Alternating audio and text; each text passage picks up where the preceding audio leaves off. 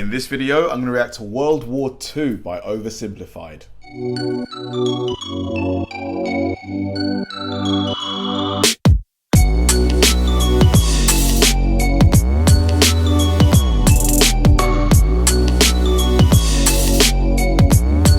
Hi guys, and welcome to another episode of Kabir Considers. This is the place where I react to music, media, sports, anime, anything related to popular culture. I'll watch it with an open mind and give you my 100% honest reaction to it.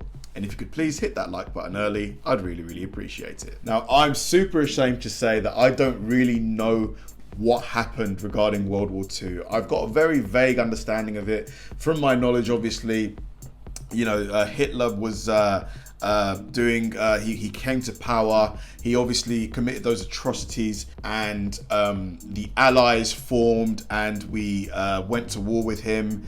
But that's pretty much all I know, and there's way more to that story. There were certain countries that didn't get involved until later on, and I don't really know anything about actually what was the situation within Germany that allowed Hitler to rise to power. So yeah, I knew that when I was recommended this video, I had to put it on my list, because this should really be common knowledge for everyone, I guess, because it was such a monumental, huge worldwide event that if we don't really learn from what happened, we'll probably be doomed to repeat it. So let's go. This is going to be me reacting to World War II by OVERSIMPLIFIED. Let's do it. Let's do it. It's 1902. A young man by the name of Benito Mussolini moves from Italy to Switzerland to avoid military service. He gets big into socialism, working for trade unions, writing for socialist newspapers, advocating a violent overthrow of European monarchies, the whole shebang. This gets him in a bit of trouble with the Swiss police, so he gets arrested, sent back to Italy, set free, returns to Switzerland, is arrested again, goes back to Italy again, completes his military service after previously avoiding it, and then after a brief stint as an elementary school teacher, he finally returns. He just looks angry, doesn't he? Turns to work as an avid socialist. His speeches and journalistic abilities made him famous among Italian socialists. He was anti-war, so when Italy colonized Libya in 1910, he rioted and got arrested. Then World War I came along, and once again he protested Italy's involvement. But then he thought, wait a minute, this war could bring about the social climate needed to overthrow European monarchies and bring about the socialist revolution everywhere. And suddenly he was pro-war. But his fellow socialists didn't like his new pro-war stance, so they kicked him out of the party. So then he said, you know what? I'm done with socialism. We need something new, not based on class divisions tearing us apart, but based on unity through nationality. We'll conquer the Mediterranean and reunite all Italian peoples, just like the days of the Roman Empire. I'll call it fascismo, and it will guide the Italian nation to greatness. That's all well and good, Mr. Mussolini, but what kind of haircut am I giving you? Let's go with bold.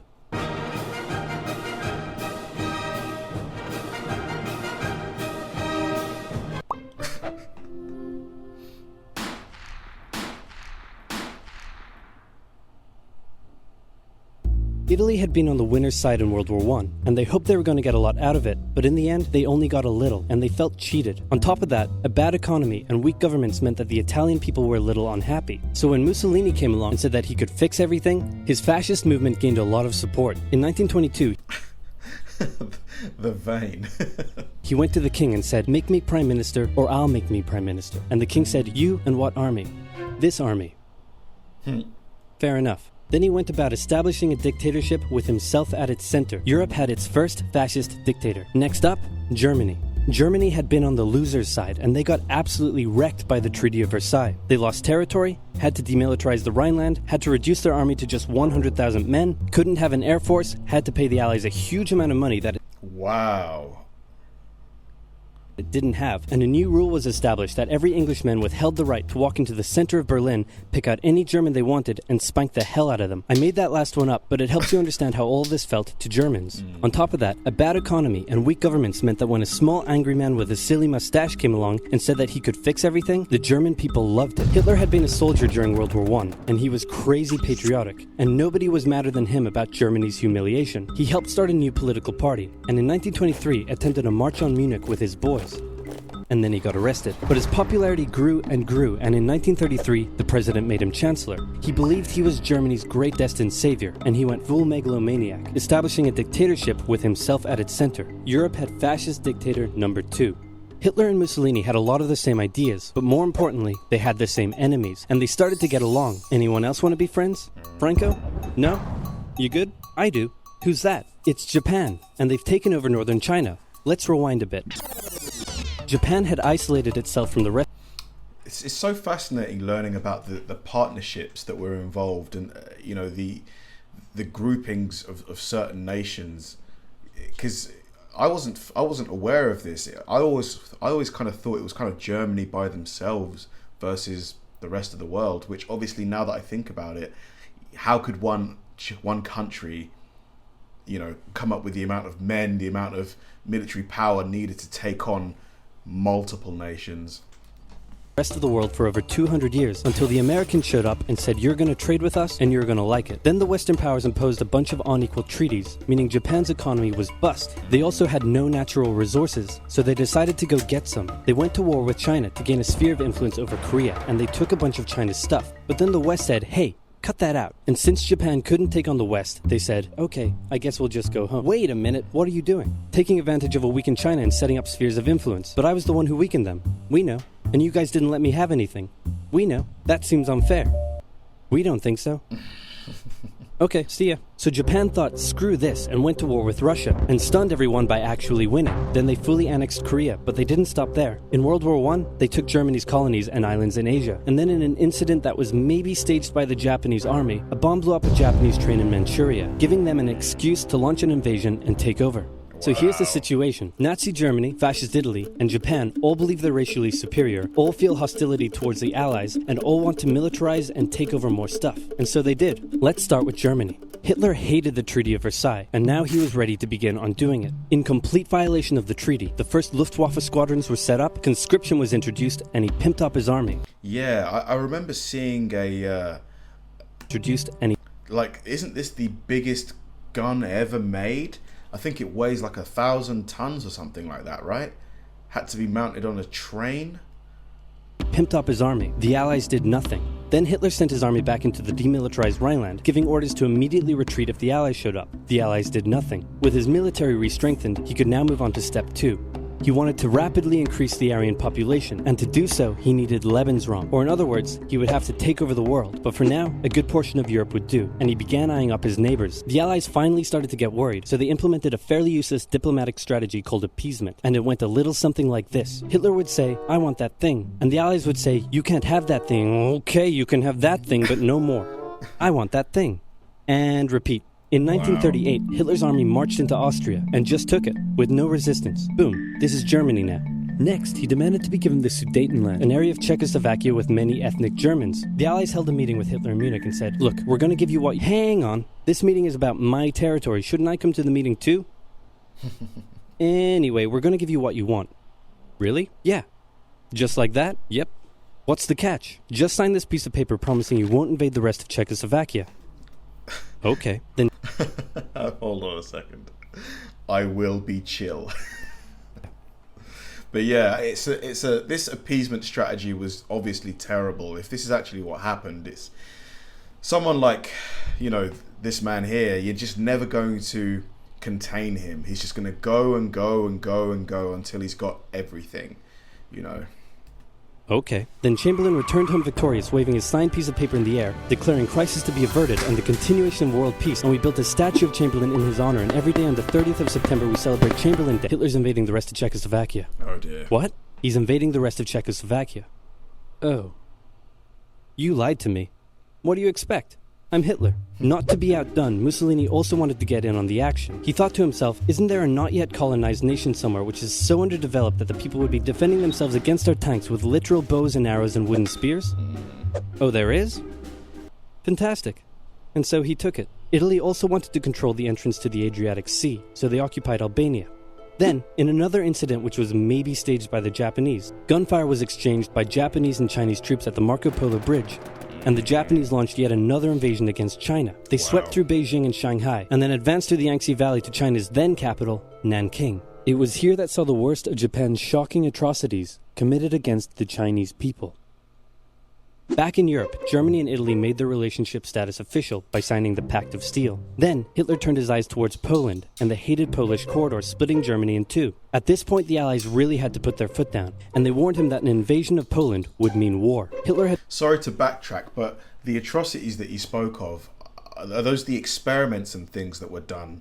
Yeah, I remember reading something about, some really awful experiments done by the Japanese. Yeah. Planned to continue his advance eastward, but he didn't want to end up fighting a war on two fronts. So for now he made an alliance with Stalin, saying, how about we both invade Poland and split it between the two of us, and I definitely won't not refrain from not betraying you sometime in the future. Sounds good. This new alliance stunned the West. On the 1st of September 1939, German troops entered Poland, and Britain and France declared war on Germany. The Poles fought hard, but they were no match for the two giants crashing down on them from either side. Then came a period known as the Phony War, where everyone just sort of sat around not doing much.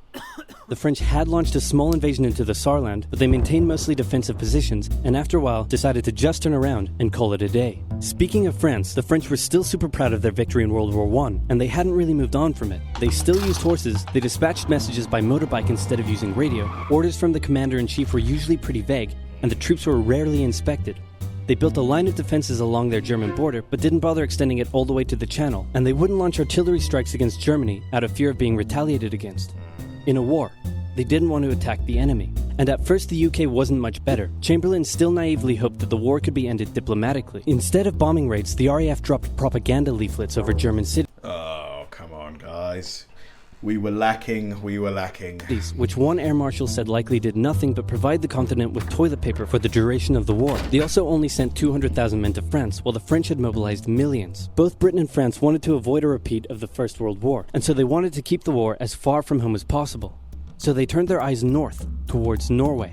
Neutral Sweden was exporting iron ore to Germany through neutral Norway, so the Allies asked them if they could please stop exporting iron ore to Germany, but this request was refused. Then, the Soviet Union attacked Finland, so the Allies said, how about we land troops in Norway and move them across Sweden to go help out your good pal Finland, and along the way maybe take control of all your airfields. But Norway and Sweden still said no. So the UK mined the waters around Norway to force any transport ships into international waters, and they also attacked a German tanker they found in the area. Hitler realized what the Allies were up to, and he quickly moved to secure his supply of iron ore. He launched an invasion through Denmark into Norway. The Allies rushed to land troops at key ports along the coast, but Germany had taken control of Norway's airfield, and their air superiority decided the fight. The Allies had to retreat. After this slightly embarrassing failure, Chamberlain resigned and was replaced with Winston Churchill, who had a slightly different approach to dealing with the Germans. Hitler's overall strategy was similar to Germany's First World War strategy. Attack France, defeat France, knocking out the UK in the process, then turn on the Soviet Union and win the war. During the Phony War, the Allies had given Hitler time to prepare his forces. Now, he was ready to attack. The Allies had wanted to place troops in Belgium, but Belgium had refused, and in a move that surprised pretty much no one, Hitler launched an invasion to get around France's defenses. The Allies charged into Belgium at full speed to meet the German invasion head-on, and it looked like a repeat of the First World War was coming. But this time, Hitler had a trick up his sleeve. Blitzkrieg. As the Germans advanced, they sent thousands of refugees westward, slowing down the Allies. Then, to the south, the French had left the Ardennes, an area full of hills and forests, pretty underdefended, because they thought it was naturally impenetrable. Well, the Germans were about to penetrate it. Sorry that I'm not saying much, guys, but I'm just finding this so immersive and interesting. There's just so much to it, you know, the amount of strategy. It's almost like a game of chess, but on a huge scale. With everything they had, they smashed 50 Wehrmacht divisions through and encircled the Allied armies at lightning speed. The best of the Allied forces were now trapped. The Germans squeezed in from all sides, taking out France's best armies and nearly wiping out the British too. But they managed to make a desperate last-minute escape at Dunkirk, with British civilian ships even making the perilous journey to bring their young men home. Yeah, God, we Dunkirk, I think we evacuated something like 370,000 men. Just an astronomical number. With most of the French forces depleted, the Germans breezed through, taking Paris, and France fell. What the Germans couldn't do in World War I, Hitler had done just like that. Hitler hoped that with the fall of France, the UK would also lose hope and sue for peace. But quite annoyingly, it didn't, and he needed to secure the Western Front, so he tried to force them into submission with mind games. The UK were now all alone, and Hitler wanted to emphasize that. First of all, just before France fell, Italy finally declared war on the Allies, making Didn't America get involved in this at some point? the UK's situation even worse. Next, instead of just occupying all of France, Hitler occupied the coastal areas for defense, but allowed France to continue its existence as a German puppet state. This way, it looked like the UK's old ally had decided to switch sides. Hitler also hoped that the UK wouldn't attack any of her old allies' navy bases or colonies in Africa, giving Hitler an extra line of defense to the south. But the UK made sure to respond to this by sailing down to France's navy base in Algeria and wrecking a bunch of ships. So have at it. Hitler then began laying down plans for an invasion of Great Britain. Before German troops could land on British soil, he would first need air and naval superiority across the Channel. Waves of German bombers came, while the completely outnumbered RAF worked bravely around the clock in an attempt to quell the German attacks. I mean, just imagine being one of those RAF pilots. Likely, you're gonna die. Like, you know, I mean, you just have to obviously obey orders and, you know, it's for Queen and country, but you know that when you step in that plane, it's likely your last day. Scary. At first, the Luftwaffe targeted British ports and coastal facilities. Then it attacked RAF bases, crippling the RAF's ability to defend the nation. And it looked like Hitler's Great British Invasion was coming. But then, Churchill ordered a small, pretty insignificant bombing raid over Berlin. It didn't do much damage, but Hitler was furious, and he immediately ordered the Luftwaffe to refocus its attacks on civilian targets in London. Children were sent off to the countryside, away from their parents to avoid danger, and frequent trips to air raid shelters became a daily occurrence. But British morale held firm. Smiling, knitting, lounging casually, these people have balls of steel. This refocusing on London also gave the RAF breathing space to reorganize, so Hitler kind of shot himself in the foot there. Just the foot for now. Finally, the Luftwaffe sent one massive all-out attack on London, and the RAF successfully repelled it, destroying many of the German aircraft and placing air superiority firmly in British hands. Nice. Hitler's invasion had to be postponed, but the bombing of British cities continued for some time. Whew. For a second there, I completely forgot that this was just part one, because I was thinking, hold on a minute, surely America's going to get involved at some point. Like, I'm pretty sure that they were one of the allies. But yeah, just absolutely, just such a profound, captivating and horrific story. You know, even though the way it's being told here in this video is so... it's obviously it's meant as a form of entertainment / history lesson. You know, many millions of people died, you know, as a result of this war. So just an absolute horrific event that will hopefully never be repeated. Really looking forward to part 2. Thanks for watching, guys. If you enjoyed this video, please like, subscribe, turn on bell notifications, and keep throwing the recommendations my way. I know I say it all the time, but they genuinely help me out, because if I know you enjoyed watching something, I'll definitely enjoy reacting to it. So like, subscribe, turn on bell notifications, keep throwing the recommendations, and I'll catch you in the next one.